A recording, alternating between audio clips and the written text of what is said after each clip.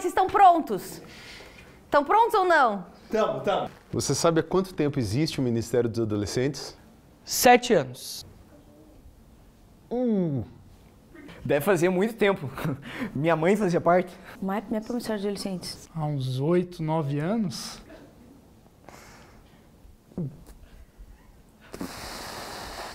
Pá. 8 anos. O que eu comecei faz uns 20 anos. Porque meu pai era adolescente. Entre 6 e 8 anos. Não sei. Desde 93, 1992, sei lá, 94. Minha avó era adolescente também. Eu acho que 20 anos, hein? 20 anos é uma boa resposta. 20 anos? É tipo a minha idade isso. Realmente, faz bastante tempo. Da minha época lá, da época do Boto, do Black, do Sangue, o Sangue Bom, o Zé, o 12 também, né? Quando eu entrei nos adolescentes... E aí com 92, 93, eu acho que eu tinha uns 12, 13 anos, a gente já se reunia numa sala que era ali no salão social, onde é o salãozinho. O culto ainda era na capela, mas eu peguei o primeiro culto na capela. Tinha recém saído da sala dos surdos, que era a sala que é hoje os banheiros ali do hall do templo. Banheiro? Você tá falando sério? Banheiro? Onde você faz xixi hoje era a sala que a gente se reunia. E cara, bombava, tinha uma galera, acho que tinha uns 30 adolescentes, assim. E eu lembro que eu entrei, eu achei tudo meio estranho, assim, aquele povo pulando, eu não conhecia ninguém, eu me senti meio deslocado. Eu me entrosar foi quando já era no ginásio. Quando eu entrei nos adolescentes, foi na transição do Jax pro Michel, quando o Michel assumiu os adolescentes. E quando eu entrei na PIB, ele era bem Michel, assim. Era sensacional o culto, era bem menor, era bem mais intimista, talvez seja a palavra. E cresceu um monte, assim, explodiu. Acho que de uns 30 foi para uns 40, 50 mais ou menos, assim. Que coisa, né? Faz bastante tempo. Nos primeiros cultos eu vinha com meu pai na capela, porque ele falava que eu tinha que me entrosar e tal. E quando eu entrei na PIB, ele era bem Michel, assim.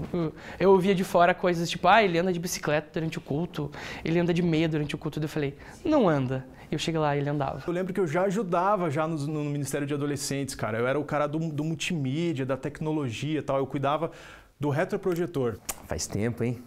Você não lembra disso? Ele andou de bicicleta lá, ó, do lado, assim, passou pelas pessoas.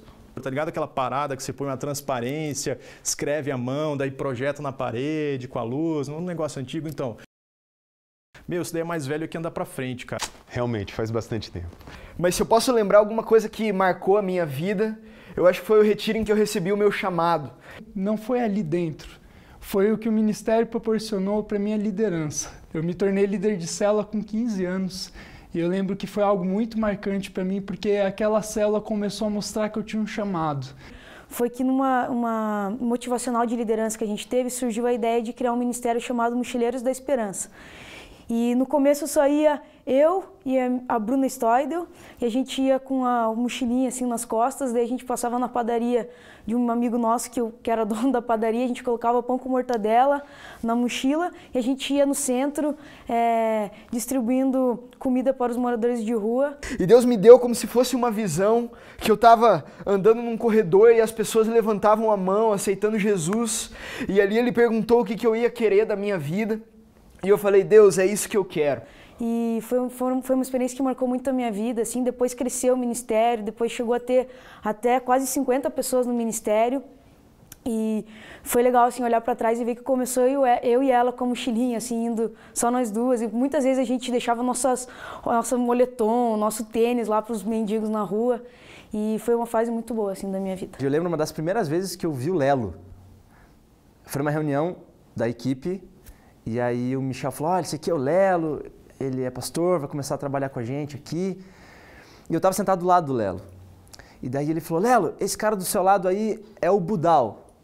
Aí o Lelo olhou para mim e falou assim, Ê, Vidal! E me abraçou assim. Obrigada, Bud. Essa foi essa história. Não, essa foi uma história engraçada.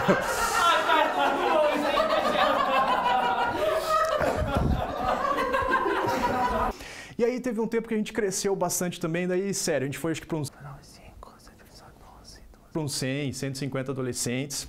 Teve uma manhã que eu e mais um amigo meu saímos daqui, era um dia de semana, e a gente foi fazer um evangelismo, entregar alguns panfletos nas escolas estaduais que ficam ali na Avenida Batel. Teve uma vez que o Michel estava pregando e ele ligou, pediu uma pizza no comecinho do culto, terminou de pregar e o entregador chegou para entregar a pizza no final do culto. E eu lembro que um grupo de adolescentes, né, da mesma idade que a minha, um pouco mais velho, eles me cercaram querendo me intimidar e eu estava naquela roda, ali naquele meio, né? E a gente ia combinar que quando ele chegasse, a gente ia tipo aplaudir ele e fazer ele se sentir amado, assim. E daí ele entrou na porta do ginásio e com uma cara assim, o Michel falou, não, vem cá, vem cá. Daí ele foi meio tipo tímido. A hora que ele entrou no ginásio, tipo, todo mundo levantou e começou tipo a aplaudir e tal, e falar coisa pra ele. Ele ficou tipo, meu Deus, o que tá acontecendo? Teve uma festa do sorvete que a ideia era o seguinte, você ganhava um número na entrada e você tinha que ir acompanhado de uma pessoa nessa festa do sorvete ali no salão social, depois do culto. E cada um ganhava um número e você tinha que descobrir, você tinha que achar quem era a pessoa que tinha tirado outro número. Ele chegou lá na frente, o Michel falou pra ele que aquela noite ia ser uma noite de mudança, de transformação na vida dele. E a gente orou por ele, falou sobre o amor de Jesus. E ele ganhou a maior gorjeta da vida inteira dele. Todos os adolescentes deram gorjeta pra ele. A gente abriu a capa da pizza assim e foi tipo muitos dinheiros e ele saiu muito feliz. E aí eu lembro que eu já estava meio de olho numa menina ali, sabe como é que é, uma gatinha e tal, orando assim, meio conversando e tal. Eu lembro que quando eu tirei o número, eu sentei lá na galeria, assim, na capela, eu sentei, daí eu olhei o número, assim, daí eu virei para trás, eu lembro que ela estava no meio, assim, da capela, assim, eu virei para trás, eu mostrei meu número, assim, daí ela virou e mostrou o número dela, e era o mesmo número, sério. Aqueles caras, eu lembro, se fosse hoje, eles não sabiam que eu ia ser um faixa preta de jiu-jitsu aos 34 anos de idade. Uma coisa que marcou muito a minha vida no Ministério de Adolescentes foram as minhas amizades, as pessoas que eu conheci que me estimularam a me aproximar de Deus, a buscar mais Ele. Tinha o coral de adolescentes, coisa que a gente não tem mais hoje, né? Mas tinha o tal do coral de adolescentes. E daí eu vim pra igreja por causa do coral de adolescentes, minha mãe me obrigava a vir no tal do coral. E um dia eu cheguei na igreja e falei assim, se esse tal de Deus existe, alguém dessa igreja vai me cumprimentar e vai vir falar comigo e vai me inserir nessa igreja. E bem naquele dia, uma menina que não é lá muito simpática, veio, me abraçou e foi super simpática comigo e super me recebeu na igreja e foi um amor comigo. E naquele dia eu falei, opa, acho que essa história de Deus existe. Na mesma semana, eu vim no culto de adolescentes lá na capela e tudo mais, e o pastor fez um apelo e falou, quem aqui quer aceitar Jesus? E naquele dia eu entendi que realmente existia alguém que cuidava de mim, que queria ter um relacionamento comigo, que existia alguém maior do que esse nosso entendimento, pode crer e pode cuidar da gente, pode saber que existe alguém maior.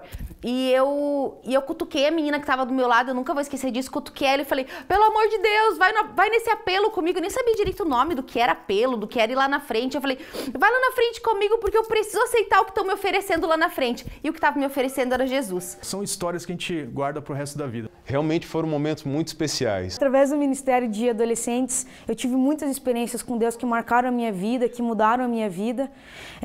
Uma delas foi que eu comecei a ministrar louvor nos adolescentes, e daí eu cresci lá e pessoas investiram na minha vida, e depois eu me tornei líder do louvor dos adolescentes por alguns anos. O MEP me proporcionou muitas coisas, foi onde eu tive meu reencontro com Deus, depois de um tempão. O que o MEP trouxe para minha vida foi, primeiro, muita alegria, porque minha vida com Deus começou a ficar melhor. Que o ministério me proporcionou, marcou minha vida e me usou para marcar a vida de outras pessoas ali também.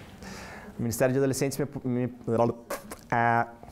Também no Ministério de Adolescentes eu conheci o Ali, que é o amor da minha vida, e daí a gente namorou, a gente casou, e eu sou muito grata a Deus por esse ministério que proporcionou tudo isso para mim. Como, por exemplo, o caso da menina que eu estava falando, né, foi se tornar minha esposa, acho que 8 anos depois, sei lá, né, a gente namorou e casou inclusive na capela, aqui na igreja. Ele me proporcionou um crescimento espiritual e ministerial também. O que eu sou hoje foi fruto daquilo que foi semeado na minha vida lá no passado. Essa é a melhor parte. Não importa onde seja, Se é no ginásio, Na capela, Se é no banheiro, não importa se é no templo. Isso aqui tudo é mais do que prédio, parede, cadeiras. O que realmente importa é que você, esqueci o texto, Se permite viver novas histórias. hoje a gente pode viver uma nova história. E se permite viver novas histórias. Então foi isso que o Ministério de Adolescentes me proporcionou, foi uma bênção, eu tenho a agradecer a Deus, agradecer tudo que Deus fez na minha vida. Eu acho que eu só tenho coisas boas a contar, boas histórias, e realmente eu agradeço a Deus pela igreja, por tudo que Deus fez na minha vida. Corta! Terminou. Muito bom, muito bom. Eu mereço, viu? Valeu, Maria!